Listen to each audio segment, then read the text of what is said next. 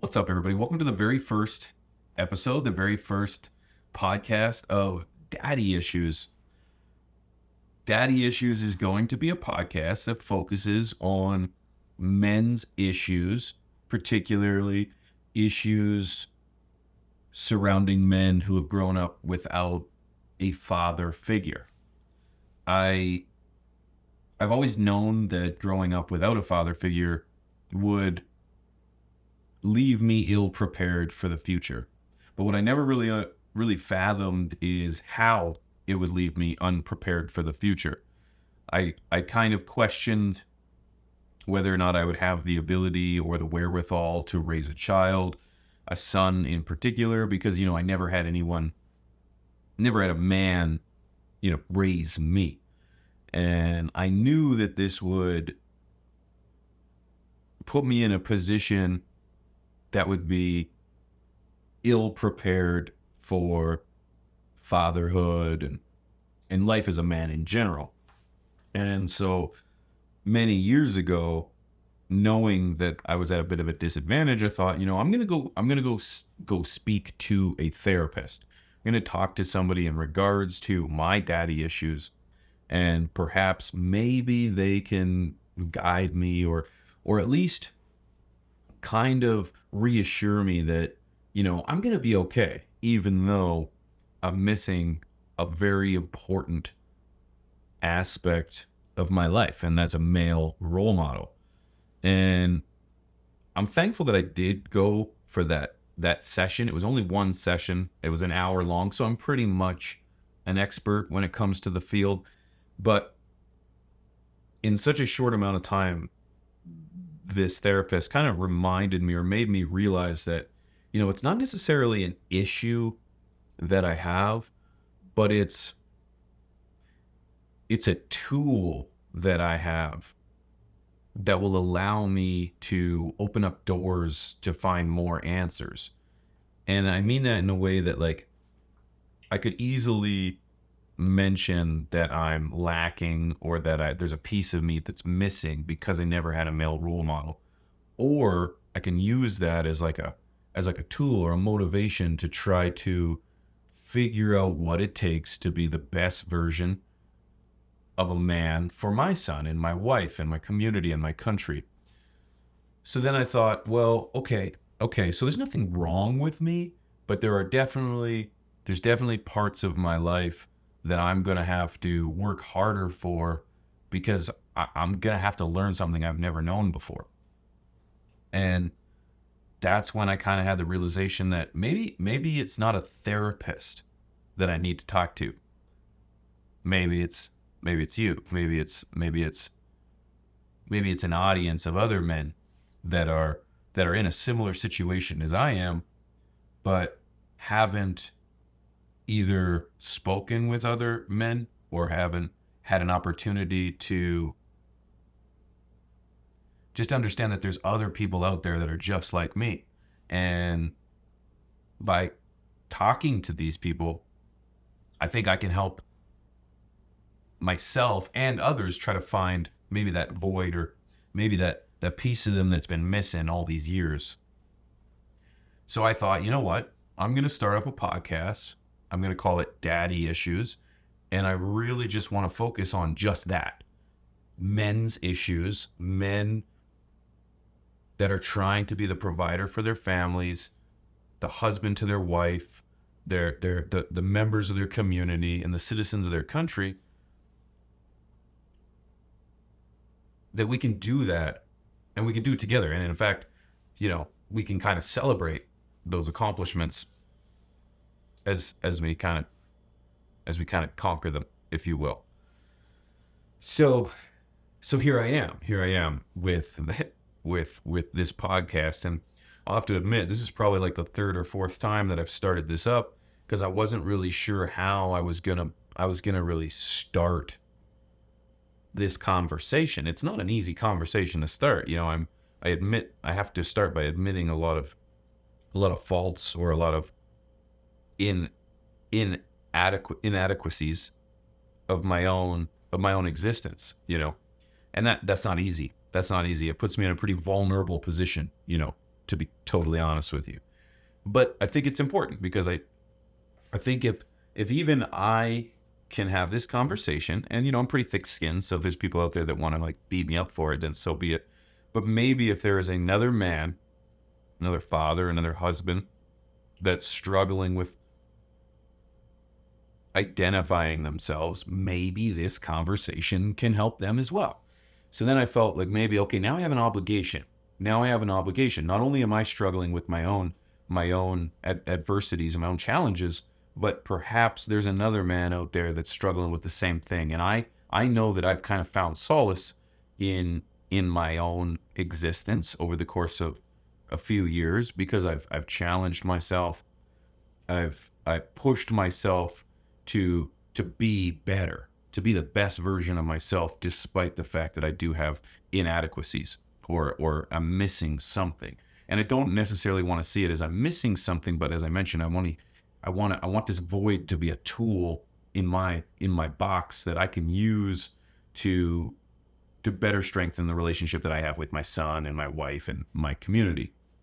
So who am I? Well, my name is Pigeons. I'm 36 years old. I am a father. I have a son who is 11.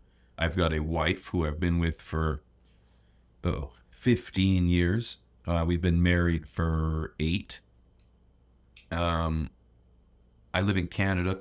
I grew up in what started to be a nuclear family, nuclear home, mom, dad, siblings. And it really early on in my life, I realized that there was a portion of my family that was missing. And that portion was my father. And I actually struggle with referring to my parents, as my dad is my dad and my mom is my mom. But for the sake of conversation, I will keep the simplicity and I will refer to them as such. But it's not something that I do on the regular. I refer to them as their first name. But my dad very quickly joined the military. And I think I was about 3 when he joined the military. And if anyone knows, obviously, when you join the military, you are putting your country first. You are expected to serve overseas, even across the country. You're expected to move and live in different military bases across the country and make new friends, start new schools. And that was pretty much my childhood from 3 to 18. We moved a lot. And I actually, when I was young, I would have a respect for my father because growing up, he wasn't there, but he was working. So I had this misconception that in order to provide for your family, you need to be working. You need to go to work. You need to make money. You need to send that money home and you need to provide. And it wasn't actually until I was a father myself that I learned that that's actually a cop-out. That's the easy way out of being a father, to just hide and work away your life. Families, children, wives, spouses, they need more than money to survive. They need the affection, they need the guidance, the love that a man provides. Well, I didn't have that. And it wasn't like I can remember, I think my dad only made it to like 2 birthdays of mine throughout my entire life. Didn't make it to my graduation, didn't make it to my wedding. He has literally celebrated 0 of my life accomplishments because he's been away from work. And so we moved a lot. And my father not being home inevitably made it so that my mom was the primary disciplinarian. So she was the one that was responsible to take care of the kids, make sure food was on the table, the kids were ready to go to school. If we got in trouble, she was the one that dealt with it. So naturally, it built a resentment between her and her children because she was the primary disciplinarian.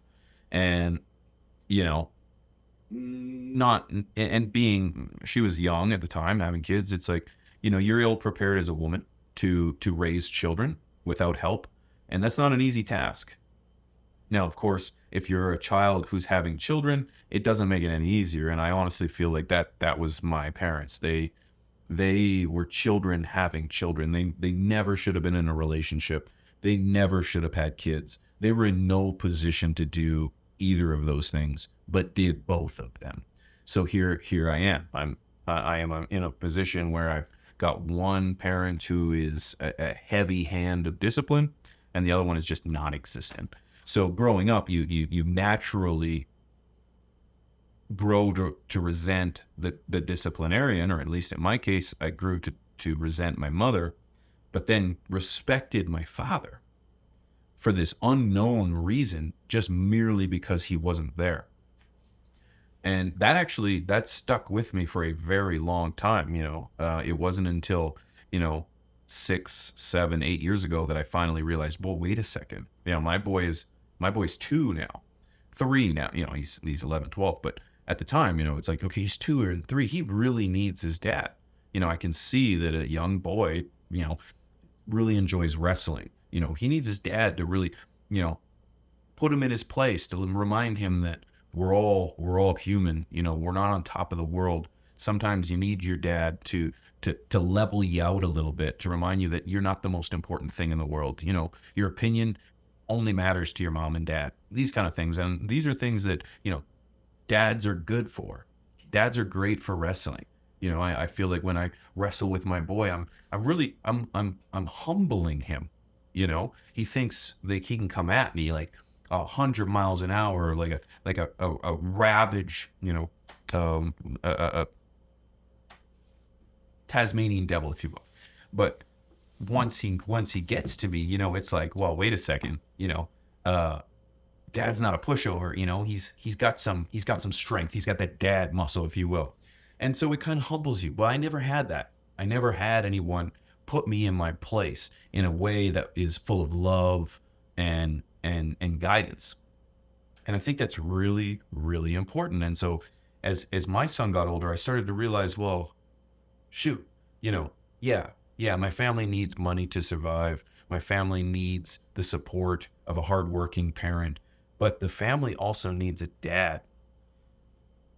A wife needs a husband. A child needs a father. And without those, you don't have anyone to really set the right foot forward for a child. And so I never had that. And so naturally, as I said, I built a resentment up towards my mom for the discipline that she would hand out. And, naturally I would rebel. I was no good at school. I rebelled against authority. I did not get along with teachers. And at the time, I never really understood why. I never understood why I was always, misguided or lost and confused. But the reality is I never had a male role model set me straight, remind me what to focus on, remind me that, yeah, as a ball of testosterone, sometimes it's going to be difficult to harness your emotions. Sometimes, you're going to struggle to express yourself. And these are things that, you need someone to really set forth. And then that makes it difficult, when you don't have a father in the home to make that possible. So needless to say, he would work in the military. He served in pretty much every conflict since Bosnia. So Bosnia, Croatia, Rwanda, Afghanistan, and a lot of stuff has happened over the course of the last 30 some years of my life, and course of the world's existence. And so he was deployed, and it built up a respect for the military, because when your dad is serving in the military and away in war, and you naturally build up a respect for that. But it was a respect for their duty as an employee, and not as a respect for your dad or your father. So needless to say, I never even got to know him. The only real conversation we ever really had was one time he was drunk, and I think I was like 16, 17, and I picked him up and from the bar, and I drove him home. That drive was like a 40-minute drive. He didn't say much, but he told me that he was proud of me. And that was the only real conversation we ever had. It was, like I said, a 40-minute drive back from the bar while he was drunk. And he said he was proud of me, and, that moment sat with me forever because, it was the only time that my father has expressed any kind of satisfaction with me or my existence. And it was the only time throughout my entire life that I felt validation. And I hadn't done anything. I didn't do anything. I was just driving him home from the bar. So, like, yeah, it kind of makes things difficult. But I learned from a very early age that I was gonna have to deal with just the reality that I'm all by myself, man. I'm all by myself. I could not rely on teachers. I couldn't rely on my mom. I didn't have anyone. So inevitably, I rebelled in school. As I mentioned, I was suspended every single year after grade 3. So grade 4, every year I was suspended for something, whether it was lashing out, whether it was academics, whether it was stealing, whether it was in grade like 6, I think I brought a little porno to school. Yeah, all things that, a good father would remind you that this is dumb. This isn't a very smart idea at all. But I simply didn't have that. So I had to find a way to kind of teach myself. And as I grew up, I kind of replaced that male role model entity in my life with actually other women. My buddies' moms were often filling that position. My buddies' dads weren't around either. It was kind of just a usual thing. You grow up in a military world. Dads typically are serving in the military. Moms are at home. I never met my buddies' dads. I was always intimidated by their dads. And if there was ever a time where it's like their dads were going to come out, I was like scared. I was like, oh my God, I know your mom's pretty cool, bro, but I don't know about your dad. And to be quite honest, most of the time, the dads were actually pretty good guys. And I'm almost certain that my dad's a pretty good guy too, to his friends. He's just a horrible father, man. I'm sure he's a great guy. I'm sure he's a good friend. I'm sure he can shoot beer with the best of them. He's just a horrible dad. His friends are his coworkers, not his kids. So yeah, that's not to say that he's not a bad guy. He's just a bad dad, But it found me finding solace, if you will, in my buddies' moms, because they would take us in. I would often be allowed to stay over at their house because I didn't sleep at my own house very often at all. From like the age of like 15, 14 up, I slept at my buddies' houses almost every night, or at least every weekend. And as I got older, 16, 17, I was never at home. I spent entire school seasons out of the house at other people's houses.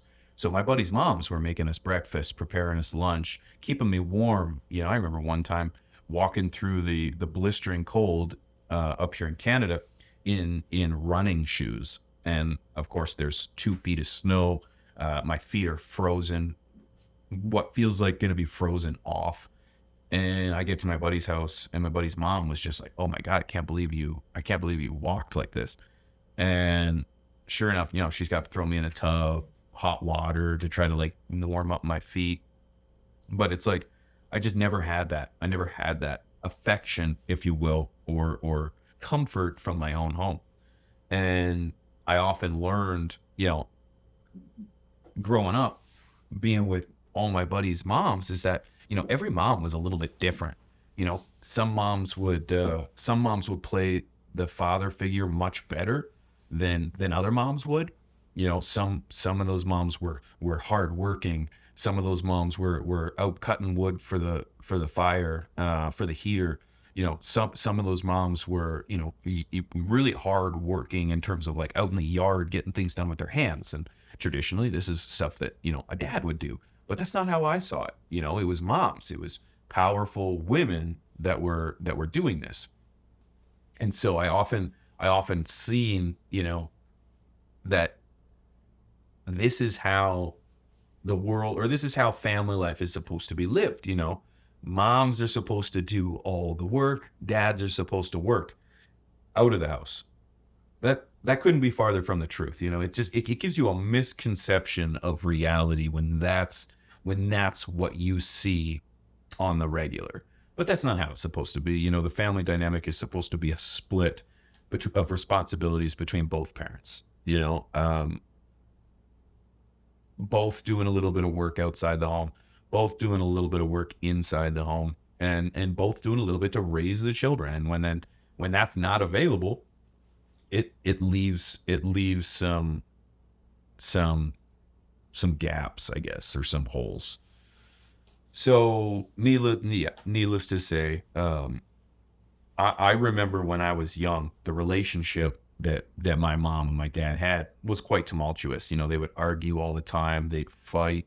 I often, like I said, I would respect my dad for no reason at all and resent my mom merely because she was the disciplinarian. And I would remember them going at it back and forth, back and forth. And I remember specifically praying that they would get a divorce because I just felt like my mom was just fucking horrible to my dad, and she's always bitching and complaining. And, little did I know that, like, she's spent, she's doing it all. She's raising the kids, she's raising the house, she's taking care of the yard, she's doing it all. She's raising dogs, and she's worn out, she's spent. But that's not what you see as a kid. You just see an angry, yet nagging woman in your home that just pisses you off. But that's because she can't just be the nurturer, the provider. She's also got to be the one that puts the heavy hand of discipline down as well. And that heavy hand came down heavy. I've been disciplined with everything from a belt to a spoon to a hand to you name it. I've had my ass whooped with it. And so that resentment, towards my mom was like, oh my God, you're a nagging witch. Just womp, womp, womp, womp, womp. But to no fault of her own, she's overworked, overstressed. And that was her coping mechanism. Whereas, my dad, he would come home after 4 or 5 months on tour or on duty over in Lord knows what country.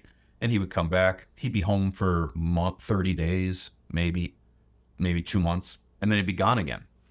And he'd be going to another tour, going to another part of the province, going to another part of the world, and then here we are again, having to deal with this family dynamic, the three of us, mom, me, and sibling, brother.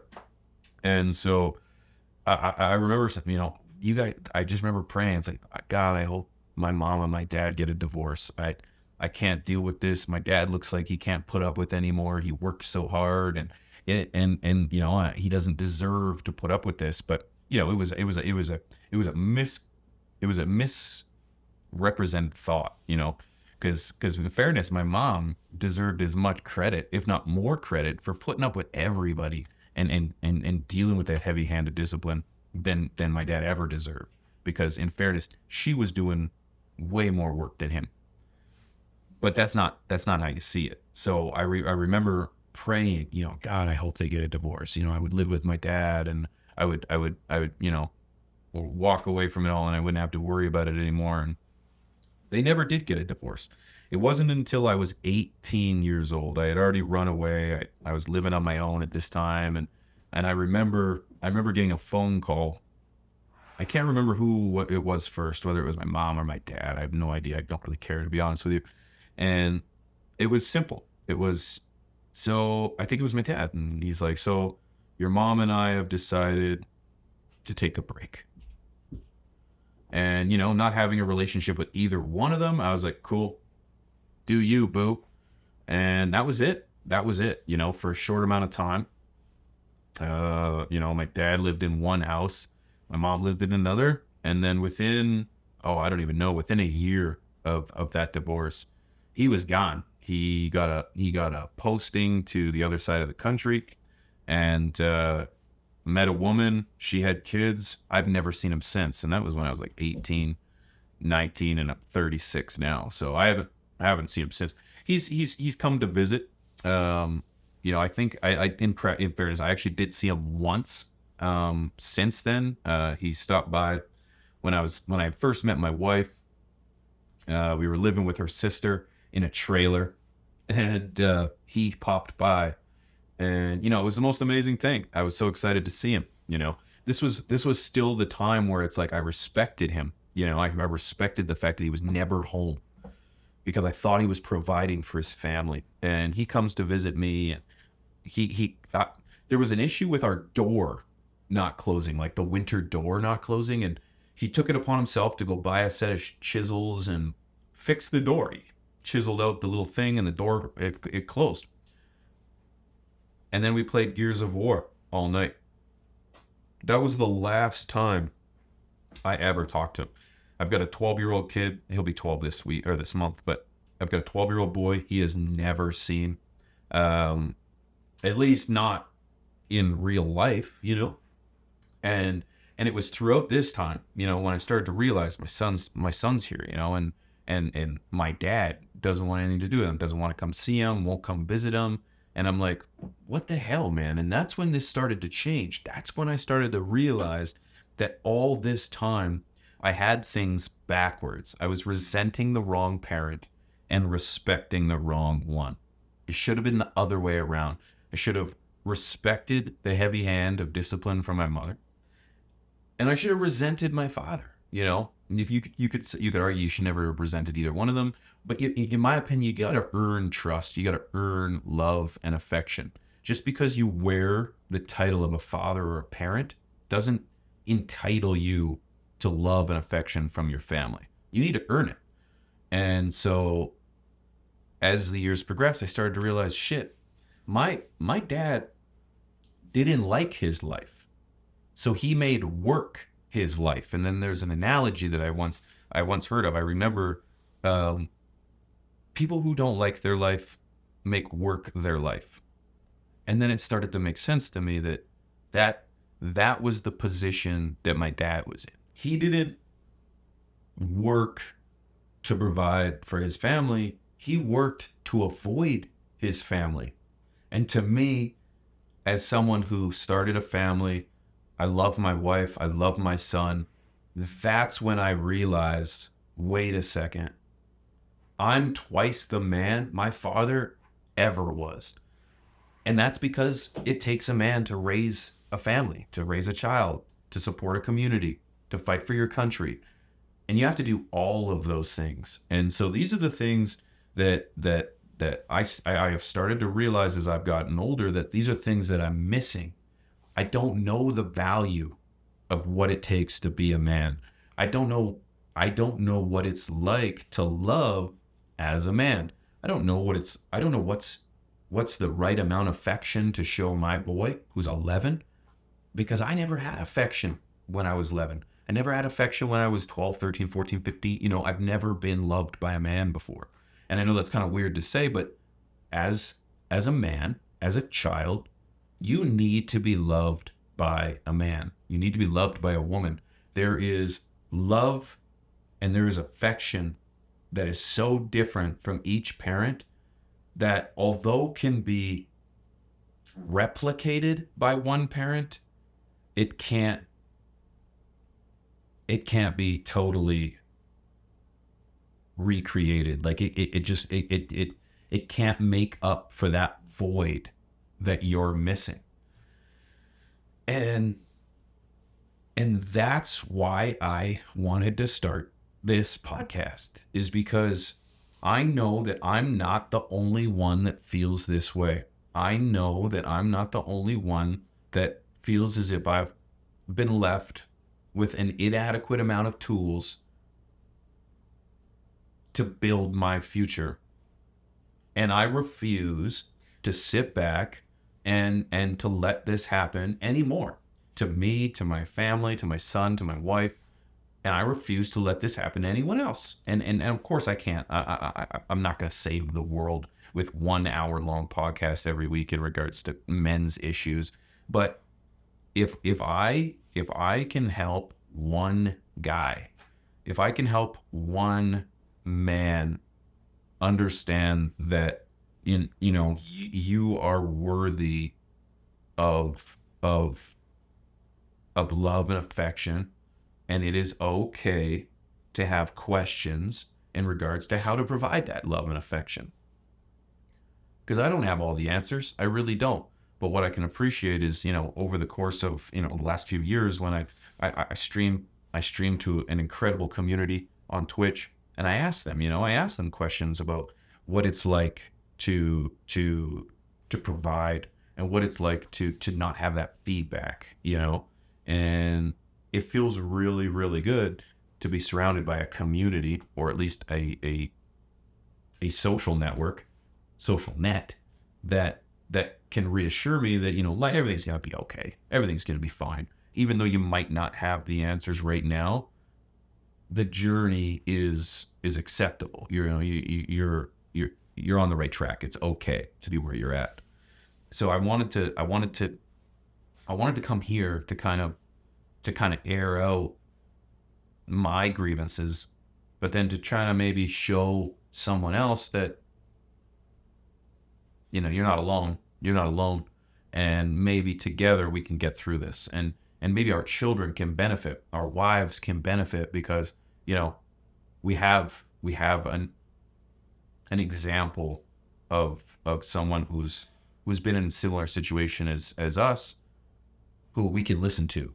So that's really why I started this podcast. And every week I want to bring back another episode. I've got a ton of ideas in regards to topics of conversations, lessons, stories that I can share. But if there's anything that you wanted to discuss or that you wanted to dive into at length, please don't hesitate to ask. You can leave it in the comment section below. I'm going to read everything because I feel like this is really going to be one of the more intimate conversations that I have. We've got 4 podcasts now, but I really feel like this one's going to be a little different. I really want us to be there for each other so that, we can be there for our families. So know that, and know that it is okay to be in this position, but it's not okay to be complacent and to not work to try to better yourself, because you deserve it. You deserve to be better. You deserve to be the best version of yourself. If there's anything I've learned over the course of my 36 years, is that every single day is another opportunity to be the best version of yourself. It's a new day to try to show the world that you're a provider, that you can take care of your family, you can take care of your community, raising your children, providing for your wife, showing her the love and affection that she needs to be able to do her duties as a mom and as a woman, to volunteer for my community so that my kids can play sports and so that my community can thrive, because I believe it takes a village to raise to raise a child. I believe it takes a village to make the best community. Like, if we aren't there for our neighbors, then who are we really there for? Because although we are a family unit or a cohesive system, this system works within a bigger system, and that's your community. And as a man, I feel like we often focus on things that we cannot change. We're not paying attention to that local level of community. Don't worry about what's going on overseas. Don't worry about what the federal government is doing. Who cares what the environment, like, these are important, but these are things that we can't immediately change. We can change how we treat our family, how we treat our community members, how we treat our neighbors, that we don't litter, these kind of things. These are the things that as a man, we need to work on every single day, because we are providers. We are bulldozing through our lives. We've got to work, we've got to provide, we've got to get food, we've got to be able to entertain, we've got to stay happy. But at the same time, you need to remember that we have an obligation. We need to slow down. You need to be there for your son, your daughter, your children. You need to play ball. You need to you need to slow down and just remember that there's other members of your community. Hold the door for your neighbor. Help the elderly across the street cut his grass or mow or shovel his driveway. These are things that we have to do as men to ensure that our communities, our families thrive. And this is what I feel like is being forgotten today, is that we're not doing that. We're going to work, we're coming home, we're having supper, we're, sitting on TV, playing on our phones, and then we're going to bed, man. But the reality is that we are only one member of a team here. You've got your wife, your children. You need to participate in all aspects of your life, not just the working aspect. And I feel like that's the part that we get sucked into, is the work, work, work, work, work. You get up at 7, you go to work for 9, you get home you finish at 5, you get home at 6, you have supper until 7. You spend an hour watching TV, kids go to bed. Slow down. Come home, play ball. Slap your wife on the butt, let her know you love her. Give her a big kiss, give her a big hug, remind her that she is your everything. And these are the things that I think are really going to prove to have the most value to us, when the people in our lives are comfortable and they're anointed, they're reminded that they're loved and they're needed. These are the kind of things that are really going to make us as men really, really have value, when the people around us are at the best, or are at the best version of themselves. So that's my mission. That's my mission. I really want to try to spend every day trying to be the best version of myself. And how I do that, I'm not entirely sure yet. I don't have all the answers, but I do know that being there for my son and my wife and my community is part of that. It is part of that. It's necessary. Over the course of the next few weeks, I want to kind of dive into specific topics of discussion. I would like to have some guests, maybe some therapists, in regards to trying to dive into daddy issues, male issues. I myself suffer from a number of ailments. I suffer from survivor's guilt. It is something that I carry with me, because I often question why I am in this position in the first place. I've had a lot of great friends who have not made it. I had great friends who have died overseas. I've had friends who have overdosed. I've had friends who have died to drunk driving. I've had friends who have committed suicide. And I often sit and I ask myself, what the hell did I do right to still be here? These are some really, really good guys that didn't make it. They didn't make it. And here I am, yet full of bad choices and mistakes. Yet I'm the one that's blessed to have another day, above the dirt. I wonder why, and these are some of the things that I use reoccurringly in my head to remind myself that you need to do better. You need to do better. You've got friends that didn't make it. You've got homies that would have done anything to be in the position you're in right now, but instead couldn't get out. They couldn't get out, and they didn't make it. So I walk by my boy's room every night, when he's sleeping, and I look into his room, and I see him sleeping there, and I tell myself, man, you're a piece of shit. You didn't play ball long enough. You didn't take your boy for a walk. You didn't give him a big enough hug. You didn't remind him that he's the best. And I do that a lot. I do that every single day, because I try to remind myself. I try to use that as like motivation. Like, okay, so you're a piece of shit dad today, man. You need to do better tomorrow. You have no excuse, man. You have no excuse. I have to do better tomorrow. So even though, my boy and I probably spent hours and hours together playing games and maybe going on adventures and, just hashing out the world's challenges. But that's not good enough. That's not good enough, because I could have done better. I could have done more.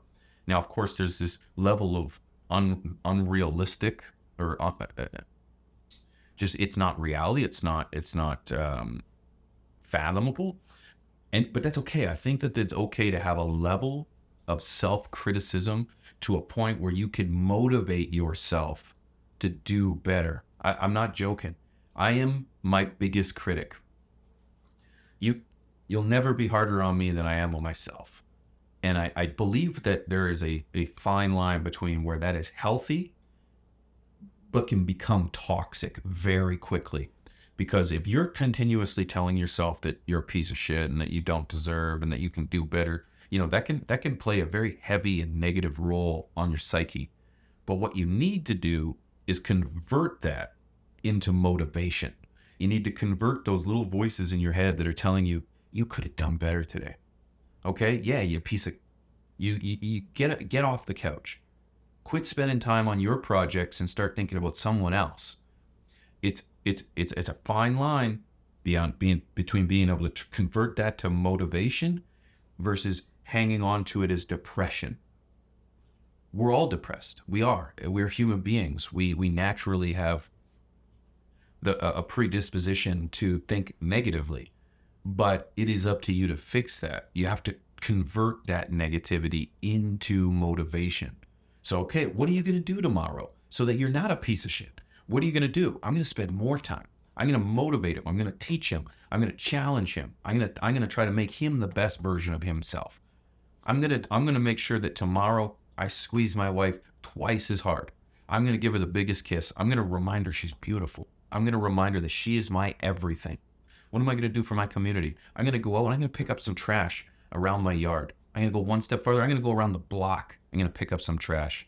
I'm going to go to the basketball court. Basketball hoops got some nets on them, man. The lines are on the concrete. Is the grass cut? These are all things that you can do and you don't have to ask for permission. You can be a better person and you don't have to ask for permission. You just got to start acting. You just got to do it.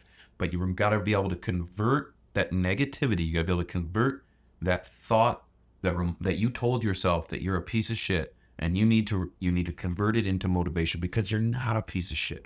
You are a deserving young man that is challenging himself. We're often overworked. We just need to slow down and remind ourselves what's important. Those little faces, that woman, that's what's important. What are we doing to make them feel like they're the best version of themselves? What are we doing to let them know that no matter what, there's a man there for them? That man is me. That man is you. So, it's going to be an incredible journey. I've got lots of stories in regards to my personal struggles, in regards to some of the things that I've had to tell myself over the years to try to keep myself from going. There's a lot of transitions that I've made from opinions of respect to now opinions of hope. It's like, I don't hate my parents. I think that they were in no position to have children. I think they were in no position to get into a relationship. But as with many examples, people are rushed into relationships. They're rushed into marriage. They're rushed into having children before you even find yourself. And that's a key. You should have a pretty good understanding of who you are before you get into a relationship, before you start having children, because you're going to need all of those answers to help you in the future as you try to raise a family and try to grow a community. So don't forget that this comment section is open to anyone, anything, any problems that you might have, any stories that you might want to share, some struggles, maybe even just a word of motivation for someone who might be suffering with something that might be steering them in the wrong direction. It's an open book here. I really want us to be able to share our experiences, because as a man, we do not share our feelings nearly enough. I do believe that we should communicate. We should let each other know when we're struggling, when we're having a hard time supporting our family and our communities. It is a lot of responsibility that we bear on our shoulders that we shouldn't have to do alone. We aren't in this alone. We're not doing this by ourselves. There are millions of men trying to accomplish the same thing as you. They want a good, happy, healthy family and community. And we're just trying to get there together. So that's what this platform is going to be about. And if you have any questions, comments, or concerns, please don't hesitate to leave them in the comment section below, because I'm really going to enjoy diving into the comment sections of this podcast. Guys, my name is Pigeons. This is the very first episode of Daddy Issues. I want to thank you guys for listening to me. If you made it this far, you're a real one. I'll tell you that. See you on the next episode. Peace.